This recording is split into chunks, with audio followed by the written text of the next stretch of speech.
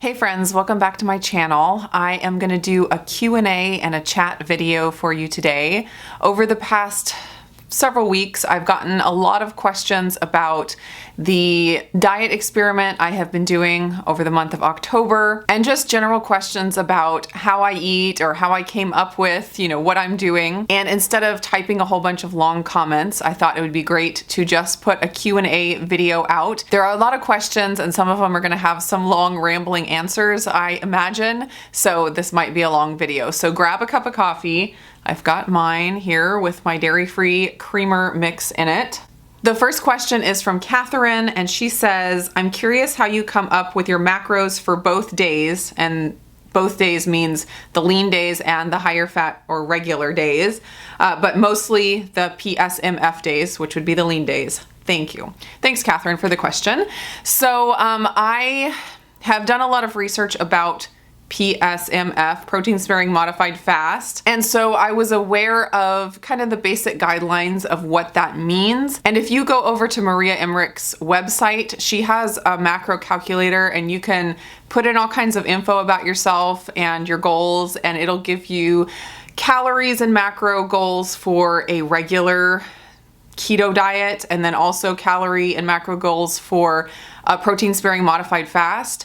So I went and I did that, and I came out with, I think it was like 800 calories on the protein sparing days and like 14 or 1500 calories on the regular days. And at that time, I just felt like that was way too low for me, and it didn't feel right trying to commit myself to do that. But I did kind of use those macros as a guide. Like 30 grams of fat is a great number to shoot for on a protein sparing day. Carbs under 10 grams, and then making up the rest with protein.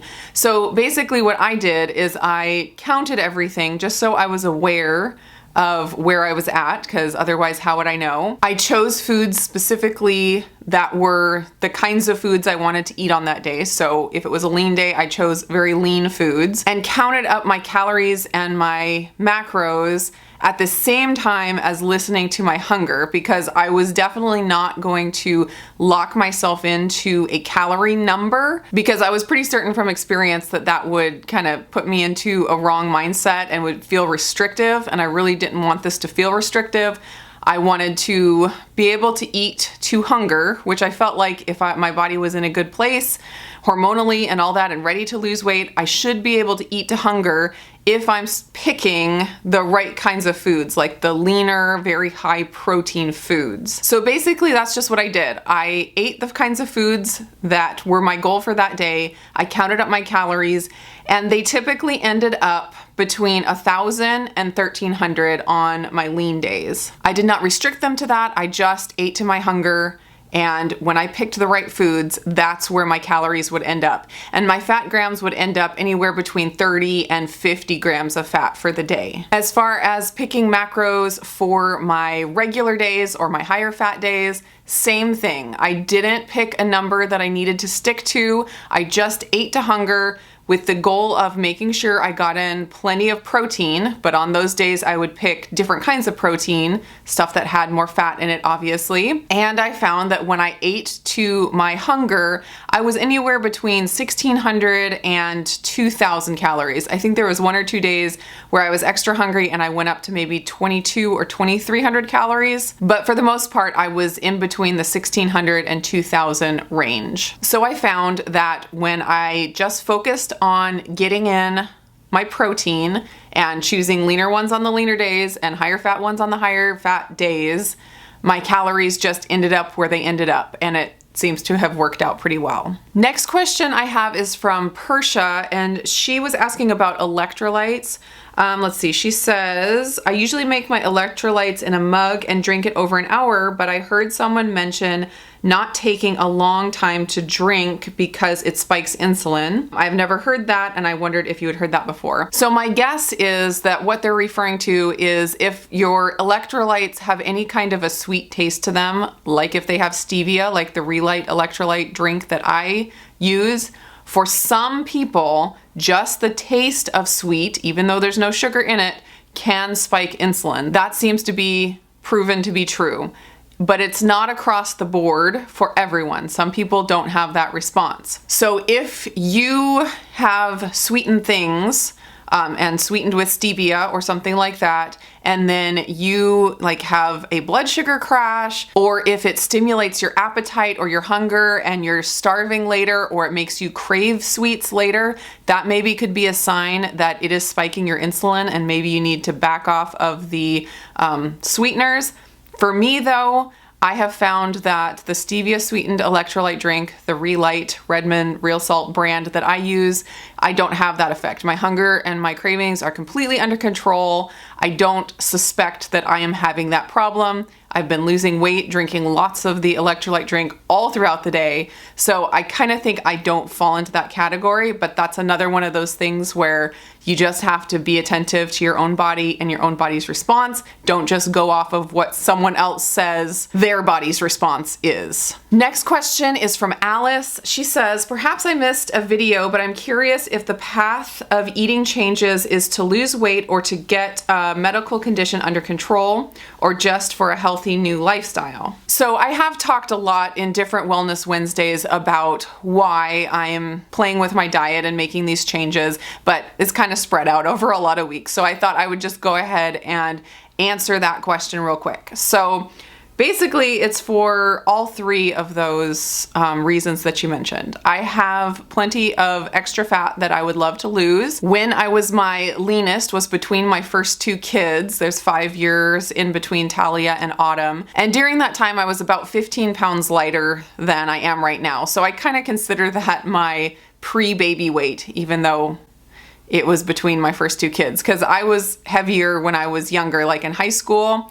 And then I really took control of my health, in my 20s.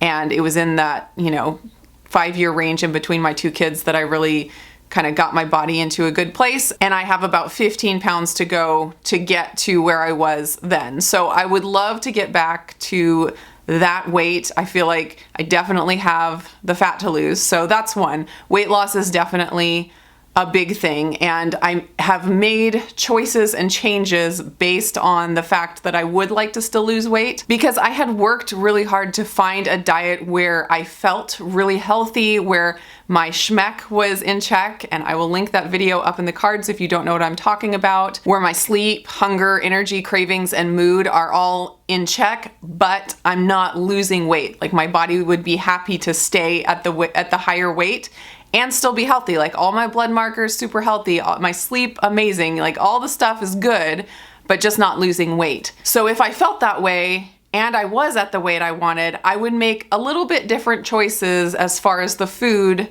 I eat. Like, I probably wouldn't have cut out dairy if I was at the weight that I wanted to be.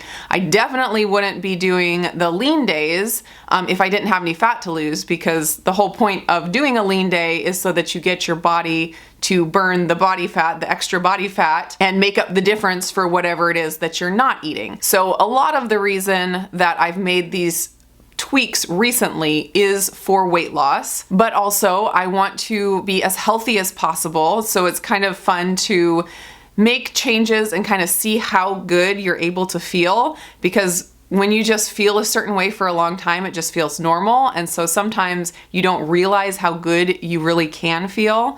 So sometimes when I make some changes, like when I took dairy out, I was like, maybe that's really gonna improve, my mood, or take away some symptom that I didn't realize I had. Some people say that like they lose the mucousy congestion in their face when they get rid of dairy, just stuff like that. And I was like, that'll be interesting to see how I feel when I take out dairy. Then, like I talked about in my last Wellness Wednesday video, I'm dealing with some rosacea. I've always had it, or I've had it for a long time. Definitely worse during pregnancy, but it's flared up more recently, so I'm making tweaks here and there to try to get to the bottom of that. And then there's one condition that I have that I feel like if it ever heals completely, I'll feel like I found the fountain of youth or something, because I've had this for so long and it takes really long time to see any change in it. So it's really hard to pinpoint if there's a specific food or lifestyle thing that is affecting it. Anyways, it is toenail psoriasis. I don't have psoriasis anywhere else on my body. It's just my toenails, and it's kind of gross. It's not really painful, which is good, but it just is really gross, and my toenails do not look nice. I can't ever go get my toenails painted. It just doesn't work. Basically what happens is the toenail bed thickens just way too much, and because of that, it makes the toenails disconnect from the toenail bed. So it's like there have been times where entire toenails were missing. And I know that sounds painful, but it's actually not because of the way the toenail bed thickens. Anyways, if you're really curious about it, you can Google some pictures, but I'll warn you, they're not pretty. But since it's toenails, I mean, it takes forever for them to grow out. So to make a diet change or a lifestyle change, you have to wait like a year before you see if there's any difference. But if I ever got to the point where that went away or drastically improved, it's definitely improved more than it was a few years ago. But if it ever goes away or improves further, I'm gonna be like, hallelujah, this is the Fountain of Youth diet. At least the Fountain of Youth diet for me, because I don't think that there is just one diet for every single human being that should look exactly the same. And like I said, I want to try to be the healthiest I can be. I want to grow old well. I want to keep my cognitive ability into my old age. I want to be able-bodied as long as possible. And I think that investing some time and some energy into creating habits, figuring out what diet or lifestyle habits will keep you healthy and keep you young for as long as possible, I think it's going to be worth it in the end. So that's what I'm doing.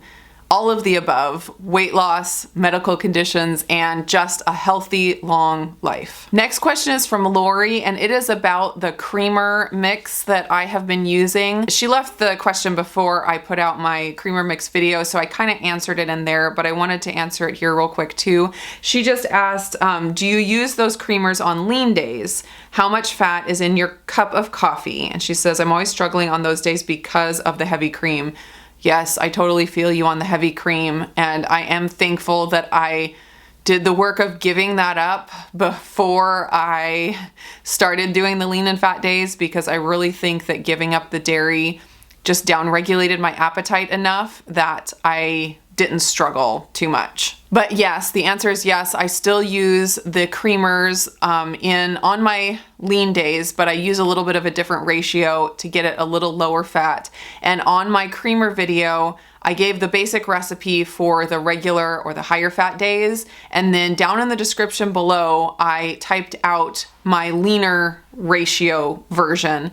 And so the higher fat one has, I think, almost 9 grams of fat in it per serving. And then the leaner one has, I think, 4.5 grams of fat per serving. So there is some fat in the leaner version, but it's easy to budget that fat for the leaner day. This next question is from Judy, and she asked it on one of my What I Eat in 2 Days videos where I did a lean day and a fat day.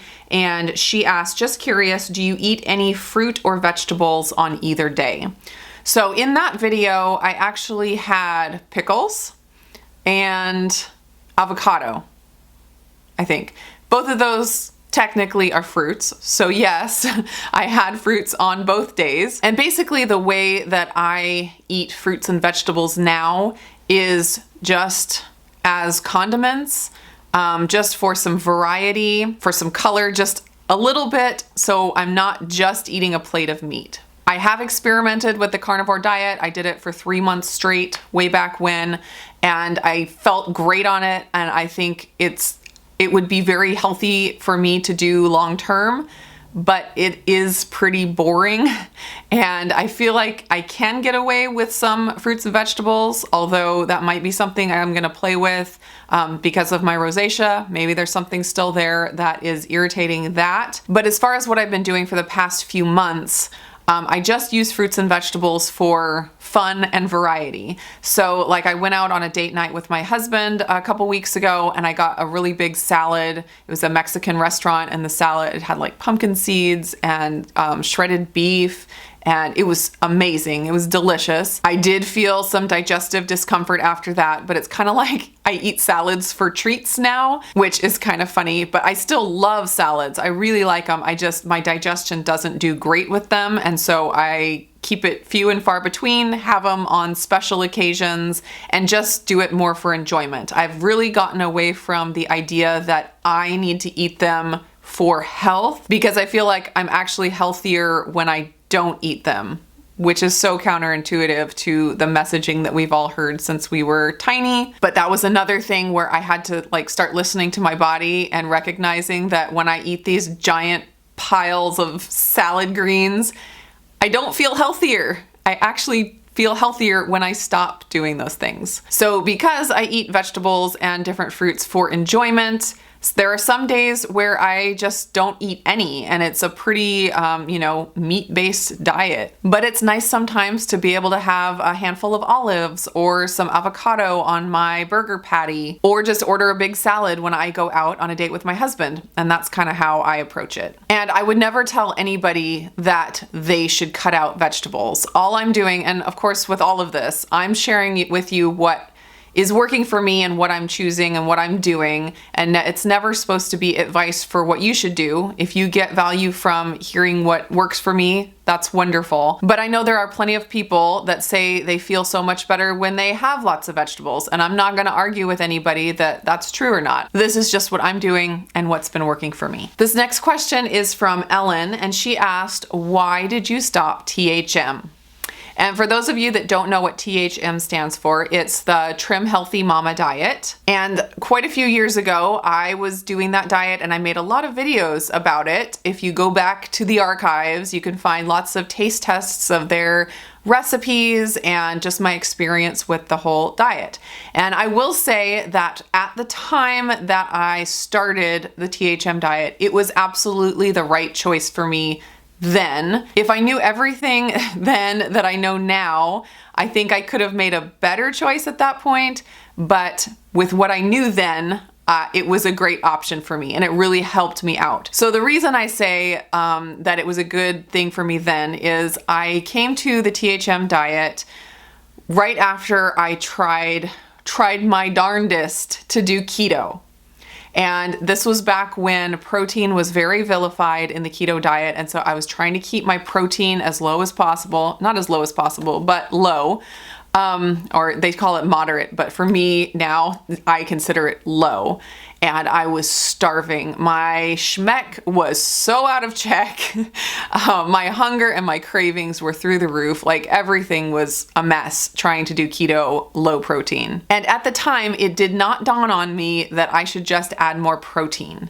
I thought keto is not working for me. That means I need to add carbs. And the premise of the THM diet is that there are no food groups excluded. So they have high fat and they have higher carb. And the basic plan is that you never eat high fat and high carb at the same time, which I think is a really good principle when it comes to controlling weight. So in the diet, you could either choose to eat like a low carb, high fat meal, or you could choose to eat a higher carb, lower fat meal. And you had to have like 3 hours in between those kind of meals. So you could have a high carb breakfast and a low carb lunch and a high carb dinner. You can mix it up however you want, as long as you keep them separated. So for me, coming off of a keto diet where I'm completely hormonally, like my hunger hormones are out of control, it was the right way for me to introduce carbs back without gaining a ton of weight. Because the absolute worst thing you can do as far as weight is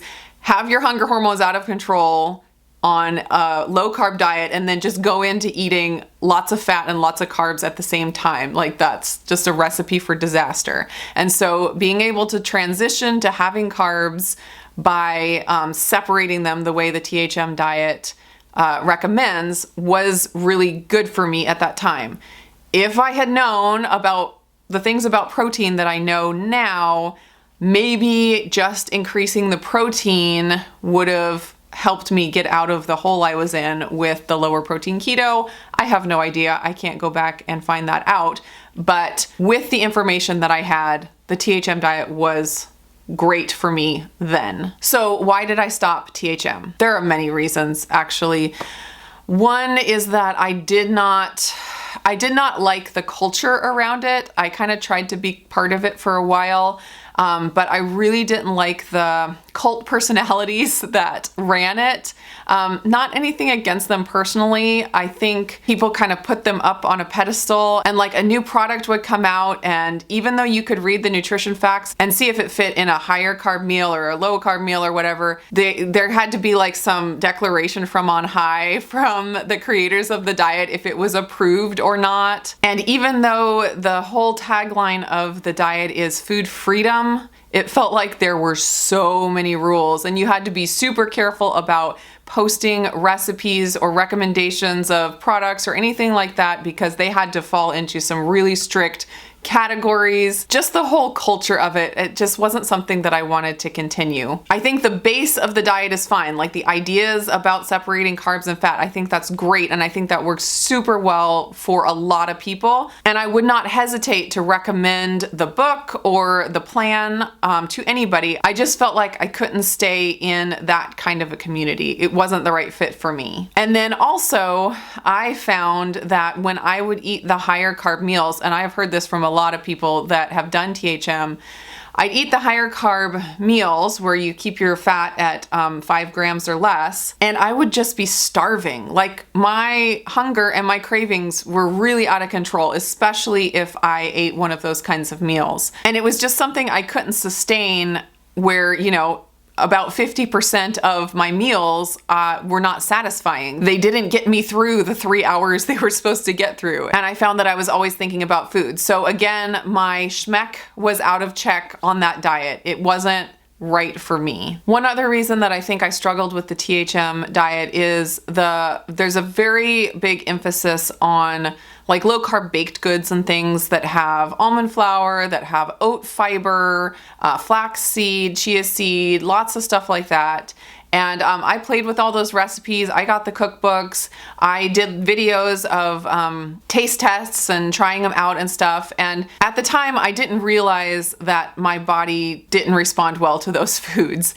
And it was after I cut them out completely and did like my carnivore experiment that I found that nuts and seeds and all those flours just are awful for me digestively. And of course you can do the THM plan without all those things, but when you're in the THM community and on the Facebook groups and stuff, that's just such a huge part of that plan that it's hard to, you know, look past all of those things to try to get, you know, recipes or whatever for the way that you're eating. So I got away from doing any kind of low carb baking for a really long time, and I was kind of disgusted by low carb baking for a long time, and I couldn't even bring myself to try any recipes because I was just so sick of it. I was like, I'd rather just eat meat and vegetables. I don't care, you know, about making those kind of treats anymore. And it wasn't until I tried Maria's bread that I actually, you know, got back into low carb baking, because that's, you know, pure protein. It doesn't have any of the, you know, plant fibers and all that stuff that's in the other low carb stuff. And my body responds so much differently when I eat the egg white bread versus when I used like the THM baking blend and all that stuff. So I hope that answers your question. It just wasn't the right fit for me for a lot of reasons. And I feel like I have finally found the diet that keeps, you know, all of my hunger hormones and things in check. And oh my gosh, it feels so good. Like it makes me sad thinking about all the years and all the diets I was on and how out of check all of those things were. But once you find what works and what gets all of those things in line, your sleep, your hunger, your energy, your cravings, your mood, it's just like magic. And that's what I have found with this higher protein keto. And even when I'm eating the higher fat keto, I'm not losing weight, but I feel all of those benefits, and it's just like magic, and there's no way I would go back. The only way I would, you know, change it up is like tweaks for weight loss, or if all of a sudden things started going downhill, like if I start not being able to sleep or things are out of control, hunger, cravings, all that, then that's when I would tweak. But thus far, I mean, it's just like magic for my body, and I am so happy where I'm at. Okay, I have one more. It's not exactly a question, it's more of a comment, but I had some thoughts, so I thought I would tag it on here at the end. It's from B. Franklin. They just wrote a comment saying, what a science lab keto has become. And I think it was a Wellness Wednesday where I was talking about my lean and fat days and my plans for tweaking and all that. They say, what happened to regular proteins and veg? Too boring, right? Love your videos and all your experiments. Better you than me. We'll stick to easy, clean system. Love your Wellness Wednesdays. So my thoughts on that is that if protein and veg works for you and you're getting all of the benefits, like I mentioned, your shmec in check from that, then there's no reason to make keto a science lab. Obviously, if it's working, keep doing it. The people I think that are, making keto a science lab, it can be for a few reasons. Like if you're calling the egg white bread a science lab experiment, it kind of is.